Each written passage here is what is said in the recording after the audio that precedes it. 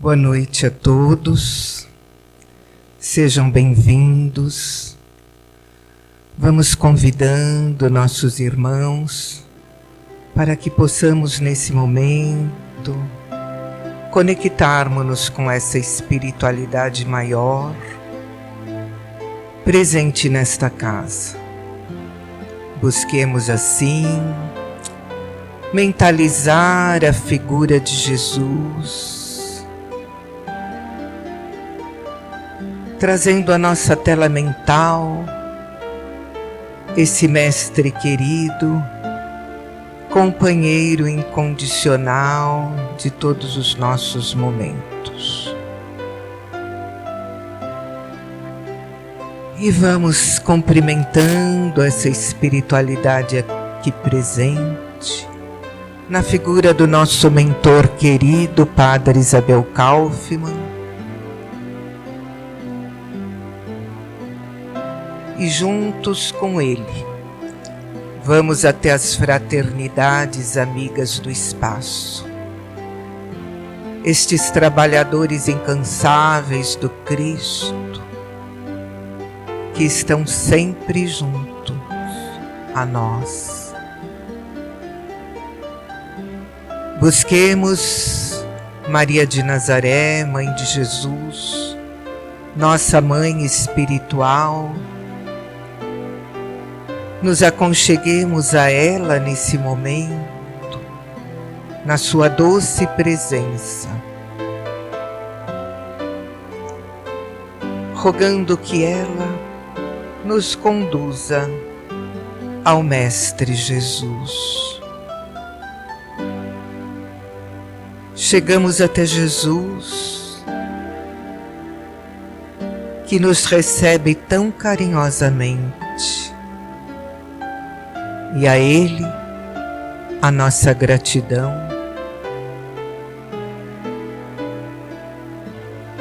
pela paciência infinita com as nossas inferioridades e por jamais desistir de nós. Nesse momento, conduzidos por Jesus, nos aproximamos do nosso Pai Celestial, sentindo essa energia amorosa desse Deus de amor que é luz, essa luminosidade que nos invade nesse momento e faz com que, de joelhos em espírito, agradeçamos pelo dom da vida e pela bênção da reencarnação. E assim, vamos amorosamente dizendo a oração singela que Jesus nos ensinou. Pai nosso, que estais no céu, santificado, Senhor, seja o teu nome, venha a nós o teu reino e seja feita a tua vontade na terra, como em todo o universo. O pão nosso do corpo, do Espírito, dai-nos hoje e sempre, Senhor. Perdoe as nossas dívidas, assim como perdoamos aos nossos devedores. E não nos deixe cair nas tentações da nossa invigilância, e livra-nos, Senhor, de todo o mal, que assim seja. Graças a Deus e graças a Jesus. Irmãos queridos, hoje nós vamos falar o caminho de Damasco. Acho que todos que aqui estão conhecem um pouco da história de Paulo. Paulo, chamado Saulo de Tarso, esse grande apóstolo de Jesus, a quem nós devemos uma gratidão profunda, porque através do seu trabalho, do seu empenho, que nós podemos conhecer o cristianismo. Paulo levou o cristianismo fora dos limites da Judéia. E é esse grande homem, esse trabalhador incansável de Jesus, que nos trouxe o exemplo de coragem, de dedicação, de fé e, sobretudo, de transformação. Eu acredito que todos vocês devam conhecer a história de Paulo. Paulo, chamado Saulo de Tarso, antes de se converter ao cristianismo, ele era um homem muito decidido. Nasceu numa família abastada e profundamente religiosa. E eles seguiam o judaísmo com todo o empenho, e Saulo foi criado dessa maneira, preparando-se para ser um futuro rabino, para tornar-se, quem sabe, um doutor da lei. E era um seguidor ferrenho da lei mosaica. E ele teve um grande encontro na sua vida com Jesus após um episódio que lhe marcou profundamente e que está contido no livro Paulo e Estevão, um dos livros mais belos da doutrina espírita, que foi escrito pela psicografia do nosso querido Chico Xavier, sob a orientação de Emmanuel. Então, Saulo, não vou contar a história, porque ela é muito extensa, mas também muito linda, mas convido vocês a conhecê-la. Mas Saulo se incomodava muito após o desencarne de Jesus, a quem ele não tinha tido convivência. Ele se incomodava muito com os cristãos. Os apóstolos, depois que Jesus tinha retornado ao plano espiritual, eles estavam na estrada de Jope, onde tinham a Casa do Caminho. A Casa do Caminho albergava as pessoas em necessidades espirituais e também materiais. Era um ponto de luz que ficava próximo a Jerusalém, e era ali que os apóstolos se reuniam e atendiam aquelas pessoas carentes, necessitadas de aconchego, de uma palavra amiga, orientação, muitas delas enfermas do corpo e da alma. Então, aquelas pessoas que eram desprezadas pela sociedade, muitas delas por portarem doenças contagiosas, elas eram recebidas por aqueles mensageiros de Jesus com todo desvelo, com todo carinho. E um dia, à porta ali, à Casa do Caminho, Estevão, que era judeu, mas tinha sido escravizado por determinação de alguns romanos que estavam conduzindo a região onde ele morava. Era um espírito nobre, mas seu pai não havia aceitado os limites que a escravidão impunha, e como Roma era o povo dominador, eles detinham o poder. E, ao desacatar os romanos, o pai de Estevão foi preso, acabou desencarnando, a sua irmã acabou sendo conduzida à casa de judeus conhecidos, e ele também havia sido preso por defender o pai e foi condenado às galés. As galés eram aquelas antigas embarcações onde os escravos a conduziam através dos remos. E foi ali que ele ficou por algum tempo, até quando, numa das viagens, a peste invadiu as galés através de um romano que havia adquirido a doença, e Estevão foi designado para auxiliá-lo. E ele era extremamente religioso e ciente das suas obrigações, dos seus deveres, um espírito nobre, e ele fez isso com todo desvelo e carinho, auxiliando aquela pessoa para que ela pudesse ficar bem. E foi recompensado porque a pessoa se curou. Esse superior, que depois vocês vão encontrar mencionado no livro, quem tiver a curiosidade de ler, ele ficou curado, mas Estevão contraiu a doença.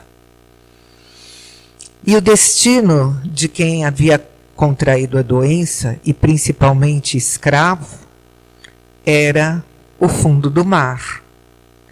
Para que isso não ocorresse, esse romano a quem ele havia auxiliado e que havia se afeiçoado a ele, e depois futuramente vai inclusive tornar-se cristão, fez com que ele fosse levado por uma pequena embarcação até uma praia próxima. E dali, ele muito doente, foi encontrado e conduzido à casa do caminho. Recebeu todos os cuidados possíveis e se recuperou através do carinho e da imposição de mãos, que era uma das formas que os apóstolos usavam para restabelecer a saúde das pessoas. E ele, acolhido com tanto desvelo, precisava retribuir aquilo. E como não tinha mesmo para onde ir, ali ficou e começou a estudar o Evangelho de Jesus e a conversar com aqueles que conheceram Jesus, foram seus seguidores, e se entusiasmou com a mensagem do Mestre. Sentia-se tocado por ela. E Estevão tinha o dom da palavra.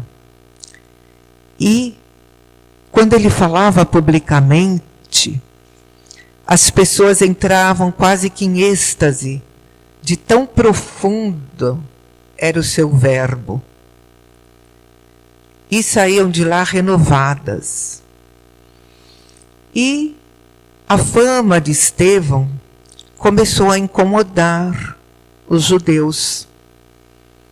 E entre eles Paulo, que não tinha nenhuma simpatia pelos cristãos e realmente os conduzia com mão de ferro quando com eles se encontrava. E Paulo foi pessoalmente à casa do caminho para conhecer Estevão. E quando ouviu a sua preleção e viu a quantidade de pessoas ali reunidas que estavam extasiadas com a sua palavra, com o seu verbo, e aquela fé que parecia a ele uma coisa inexplicável por parte daqueles cristãos, ele sentiu-se muito incomodado e sentiu também que era uma ameaça muito grande à lei de Moisés. E ele travou assim uma perseguição ferrenha, desacatou Estevão, e Estevão, sempre com muita serenidade, respondia a ele de forma tranquila, e isso o irritava muito. E ele então resolveu que deveria condenar Estevão ao apedrejamento em praça pública, porque ele estava totalmente contrário aos dogmas hebraicos e era uma grande ameaça à população. Só que Paulo não contava com um fato que modificou completamente a sua trajetória. Ele, noivo à época, conduziu sua noiva ao apedrejamento, fez questão que ela estivesse, era um costume comum. Ela, para não desagradar o noivo, não tinha nenhuma vontade de ir, mas foi, era apaixonada por ele. E quando se consuma ali o ato, né, do apedrejamento, ela reconhece em Estevão o seu irmão, Gesiel. Gesiel era o nome dele em hebraico. E isso foi assim um grande choque para ela, para Estevão semi-morto, para Paulo.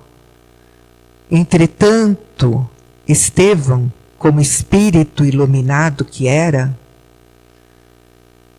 olhou para Paulo como que pedindo a ele que cuidasse daquela joia rara que era sua irmã. E Paulo sentiu-se extremamente atormentado pela situação. E esse fato acabou separando os dois noivos, né? Namorados. Paulo não conseguia conviver com a ideia de que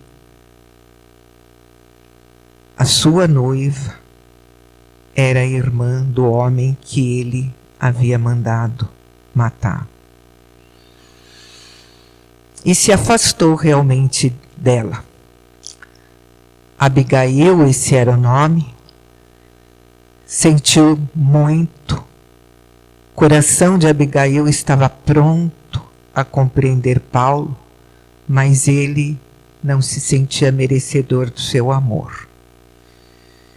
E nessa separação ela adoece e aí é visitada por um cristão chamado Ananias, que começa a levar a ela o conhecimento do Evangelho de Jesus. E ela, acometida de uma doença grave, começa a ver naquilo lenitivo para sua alma e se torna cristã e depois de um tempo acaba desencarnando. Passaram-se muitos meses e Paulo, já raciocinando melhor, vai procurá-la e não a encontra. Ela já havia partido para a pátria espiritual e ele fica sabendo pelos pais adotivos que ela havia se tornado cristã sob a influência deste homem chamado Ananias. E ele então começa a mover uma perseguição contumaz contra os cristãos e principalmente o seu desejo era localizar Ananias, porque queria também fazer com que ele tivesse o mesmo fim que Estevão. E assim ele parte para Damasco, depois de saber que Ananias estava lá na Síria, fazendo as suas pregações.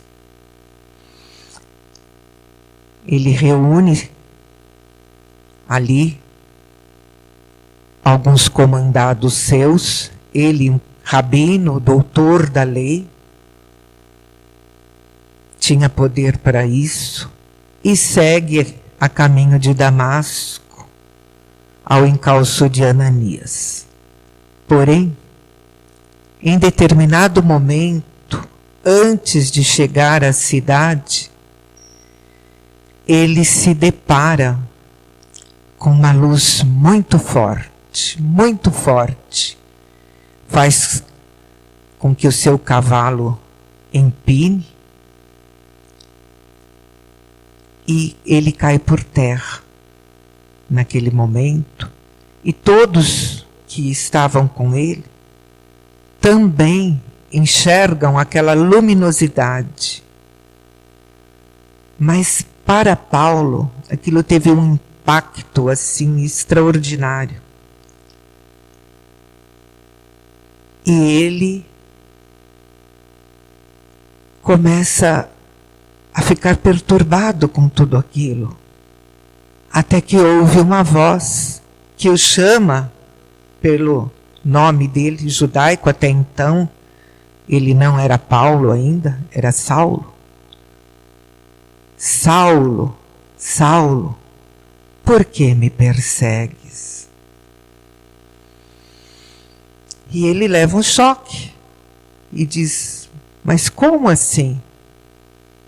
Quem é você?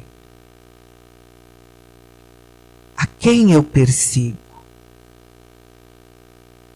Eu, Paulo, sou Jesus de Nazaré. E o impacto da presença de Jesus à sua frente faz com que ele fique cego. Os seus olhos se fecham para a luz naquele momento. E ele sente dentro de si algo extraordinário que ele não saberia explicar. E rememora os acontecimentos da sua vida, a sua perseguição, a morte de Abigail, essa vontade de fazer com que Ananias fosse preso, julgado, condenado, executado. Aquilo passa assim como um filme na sua cabeça. E de repente, ele percebe que tinha sido tocado no imo da sua alma pelo Cristo, a quem ele tanto perseguia. E ele humildemente, sentindo cada célula do seu corpo vibrando intensamente pela presença luminosa do Cristo e pelas emanações fluídicas daquela presença, ele diz para Jesus, Senhor, que queres que eu faça? E é assim que inicia a trajetória de Paulo dentro do cristianismo. Ele é orientado por Jesus a prosseguir a viagem até Damasco e lá encontrar-se com Ananias. E que Ananias diria a ele tudo o que ele teria que fazer. E assim foi. Ele, cego, conduzido pelos companheiros, chega até a presença de Ananias. Ananias já tinha sido avisado de que Saulo iria ao seu encontro, e ele o recebe de forma muito afável e impõe sobre ele as mãos em oração, e de seus olhos caem escamas, como se ele estivesse novamente enxergando a luz. Naquele momento, a cegueira de Paulo, tão importante para que ele pudesse volver os olhos para si mesmo, rever a sua vida e se dispor à modificação íntima,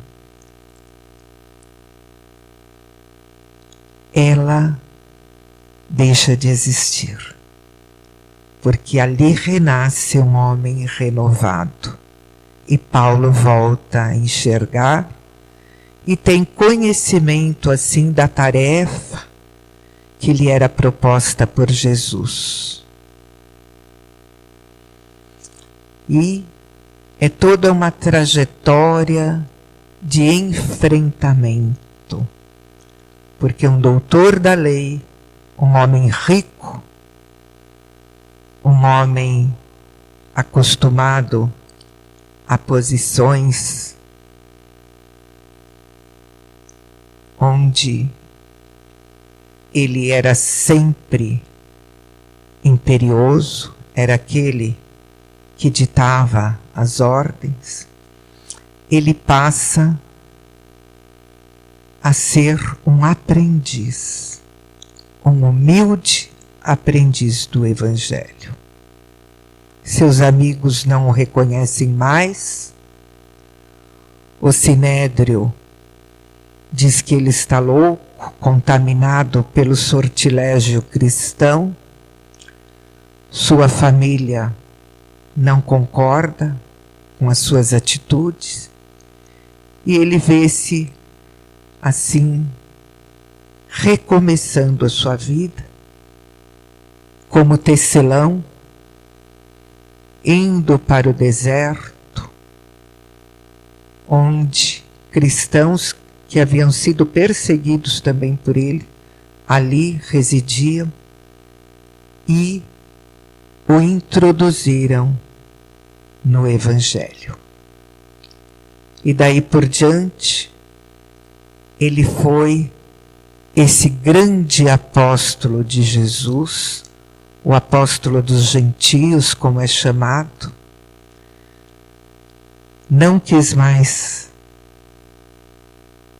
assinar o nome de Saulo, e sim Paulo, que era a versão romana do seu nome, porque queria começar a sua vida da estaca zero. E foi assim que ele tornou-se aquele discípulo corajoso que enfrentou todo tipo de descrença, porque era um perseguidor, mas era difícil para os cristãos acreditarem que ele tinha mudado. Foi insultado, foi preso, foi rechaçado por muitos, mas levou o Evangelho para os estrangeiros com todo carinho, determinação, e quando não podia mais percorrer as estradas, ele o fazia através das cartas, Acho que todo mundo conhece as cartas de São Paulo, o apóstolo.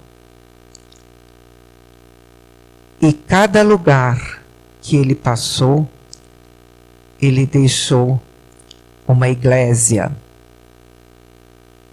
O que é uma igreja? Era uma igreja, mas não uma igreja formada por paredes, mas por pessoas que possuíam o mesmo ideal. E assim foi ele até o final da sua existência. Transformou-se. O caminho de Damasco foi decisivo na sua vida. E nós? Qual será o nosso caminho de Damasco? Qual é o caminho que vai nos levar à transformação? O caminho de Damasco é, entre outras coisas, o nosso retorno aos propósitos maiores da nossa existência. Será que nós sabemos quais são os propósitos reais da nossa existência? O que nós queremos? O que estamos fazendo aqui nesse mundo? Como está a nossa vida nesse presente momento? O que eu almejo para a minha vida? Será que eu já consegui fechar os olhos do corpo para abrir os olhos do espírito? Será que já conseguimos fazer isso? Nós somos seres espirituais vivendo transitoriamente num corpo material. Então isso significa que nós somos eternos. Como estamos nos preparando para viver a eternidade?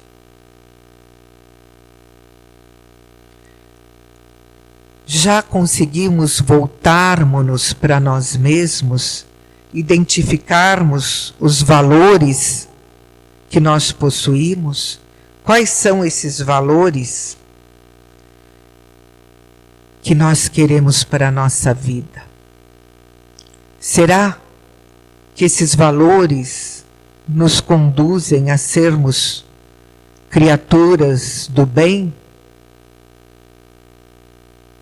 O que eu espero para mim? Será que eu já consegui perceber que os inúmeros apelos da matéria, eles não são garantia de felicidade? Ou ainda vivo naquele momento entorpecido pela busca dos valores materiais, sem ter me encontrado ainda com os propósitos divinos que fazem parte da minha trajetória, mas que eu não consegui identificar. Então, irmãos queridos, muitos de nós estamos sofrendo por coisas tão banais, coisas tão fugazes, passageiras. Nós somos seres imortais, como já disse, e nós merecemos a felicidade. Essa é a nossa meta. Mas o encontro da felicidade, ele não se limita a estas coisas tão pequenas que ainda nos fazem sofrer. Então nós precisamos identificar em nós tudo aquilo que realmente nós temos por fazer. Esse fechar os olhos materiais significa também buscarmos meditar, aprendermos a meditar, a fugirmos um pouco de tudo aquilo que nos atropela a vida, serenarmos um pouco o nosso espírito, silenciarmos para ouvir a voz do nosso coração. Ele vai nos guiar. Onde está o teu tesouro, ali está o teu coração. São palavras de Jesus. Então nós precisamos saber qual é o nosso verdadeiro tesouro, porque ali está o nosso coração.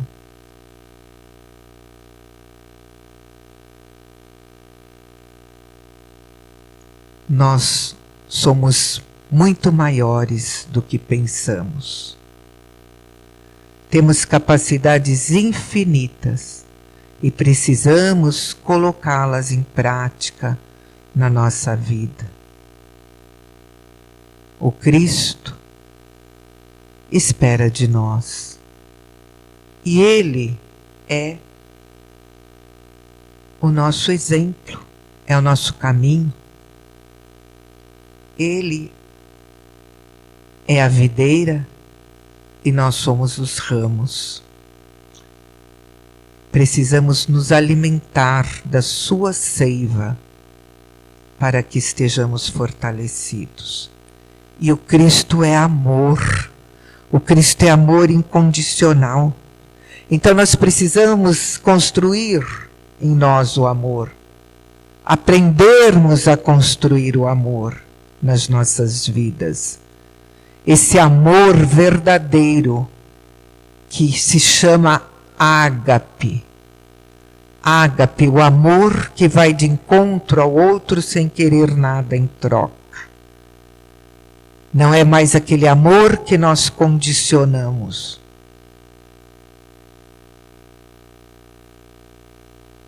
Sempre ao retorno. Queremos sempre um retorno. Não. É o amor por inteiro.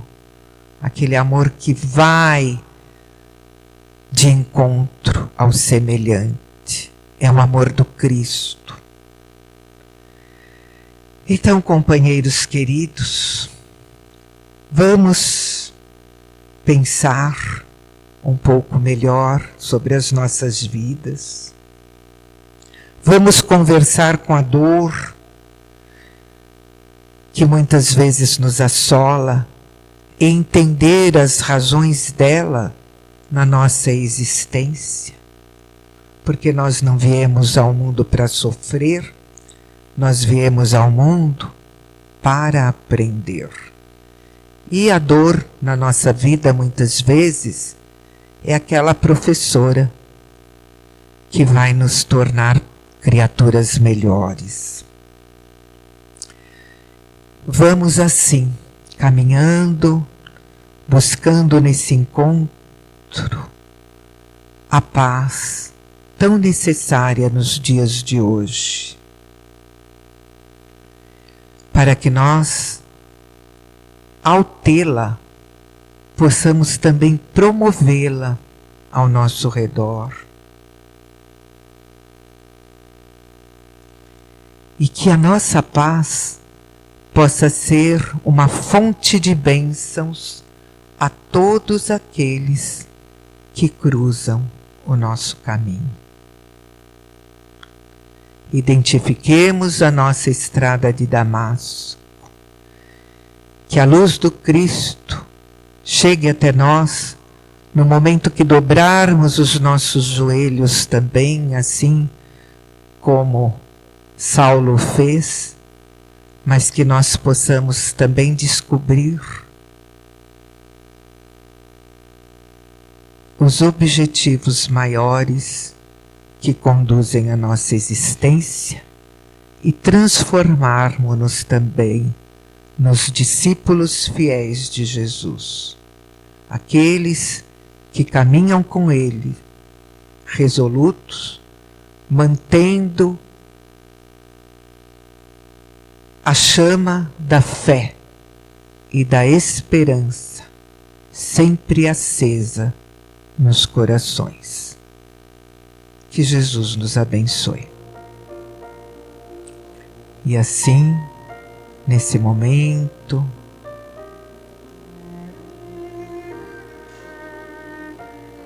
queremos dizer, Mestre querido, aqui nos encontramos reunidos em seu nome, buscando a luz que nos conduzirá aos caminhos da nossa redenção.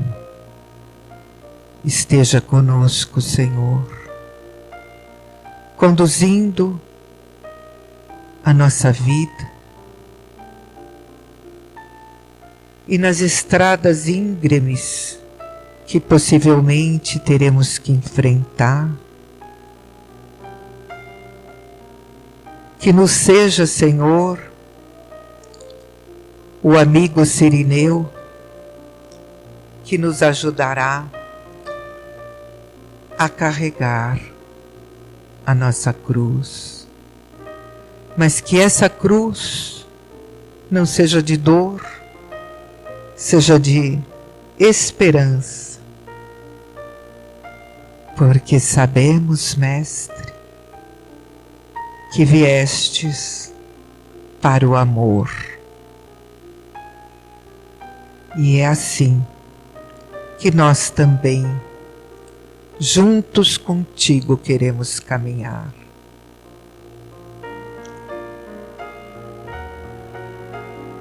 Que o Calvário da nossa incompreensão, da nossa intolerância, da nossa impaciência, da nossa ausência de perdão,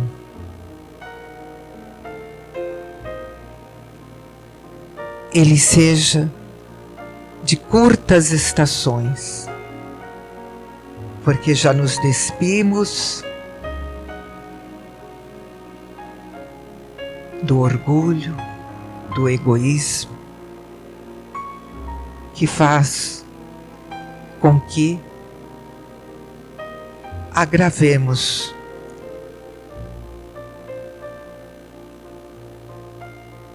o nosso caminho de redenção. Então, Mestre, que a sua luz suavize os nossos espíritos nessa caminhada que buscamos agora modificar. Essa caminhada que é a nossa estrada de Damasco, que abriu-nos o entendimento para uma jornada rica de amor, de esperança e de paz. Nossa gratidão pelo amor incondicional que tens por cada um de nós. Que assim seja. E assim, nossos companheiros se achegam ao salão nesse momento.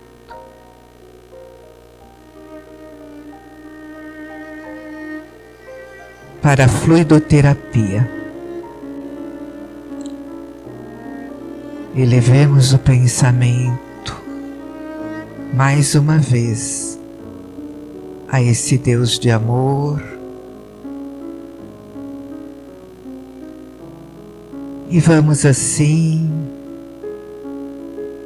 nos desvencilhando das nossas preocupações, das nossas dores, das nossas tristezas, das nossas mágoas, de tudo aquilo que possa toldar o nosso espírito nesse momento. que possamos nos desvencilhar destas cargas pesadas. Coloquemo-as aos pés de Jesus.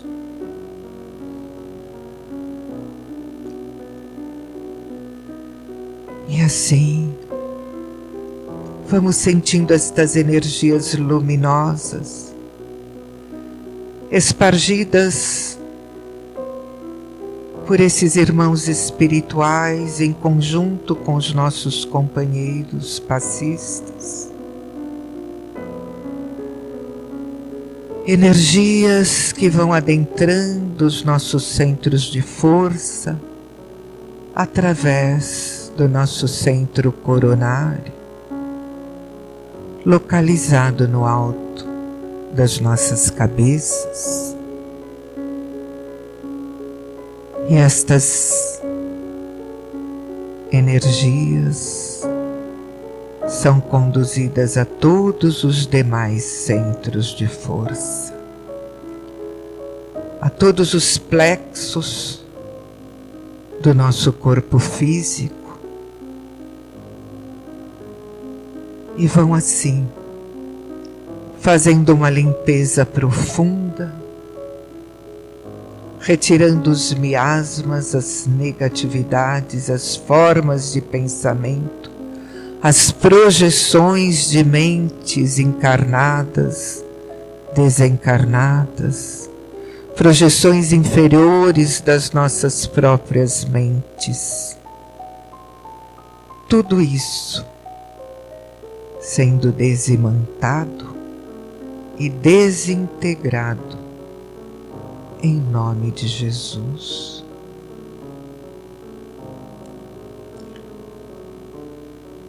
Fluidos de paz são agora colocados sobre nós.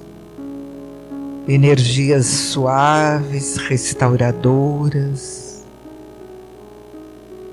E nós sentimos essa troca fluídica que nos traz agora uma sensação de alívio, de tranquilidade.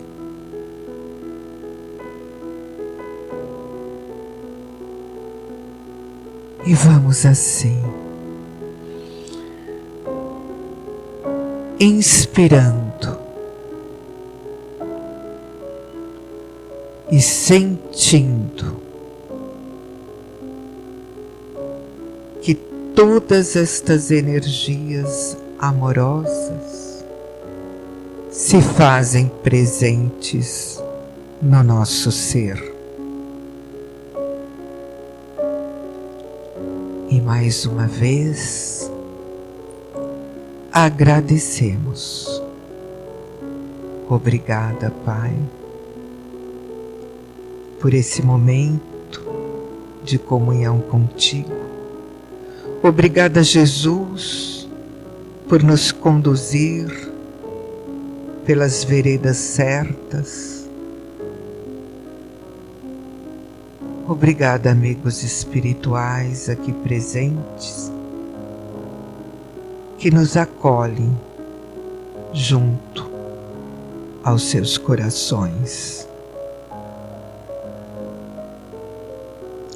Esteja conosco, Senhor, agora e sempre. Que assim seja.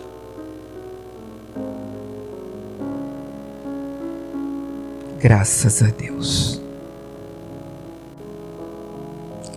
Que todos possam retornar revestidos de todas essas bênçãos que aqui recebemos. Muita paz.